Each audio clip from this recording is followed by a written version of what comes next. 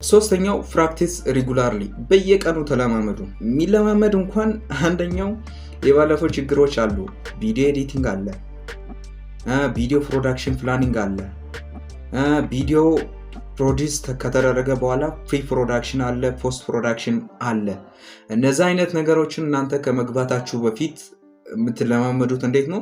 ዩቲዩብ አካውንት ካላችሁ በቃ ቪዲዮ እንዴት ፖስት ላድርግ፣ እንዴት አድርጌ ፖስት ባደርግ፣ ወይ ምን አይነት ኪወርድ ያስፈልጋል፣ በቃ ስለ የተለያዩ ነገሮችን ፕራክቲስ ማድረግ። ኢቭን ራሱ ከመስራታችሁ በፊት ፕራክቲስ ማድረግ። ቅድምም ብያለሁ፣ ካሜራ ላይ ገብታችሁ ካሜራ ያነሳችሁ ቁጭ ብላችሁ ሬጉላርሊ አውሩ። ሰላም ቤተሰቦች እንዴት ናችሁ? በዛሬ ቪዲዮ የምናወራው ይሄ ነው። ስለዚህ ብላ ብላ ብላ ብላ ብላችሁ ይሄኛውን ማግኘት ትችላላችሁ። ስለዚህ በቃ ፔሪድ።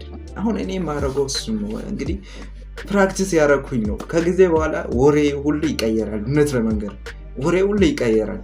ስለዚህ እንደዛ አይነት ነገር ስላለ ልምምድ እናንተን ፐርፌክት ያደርጋል።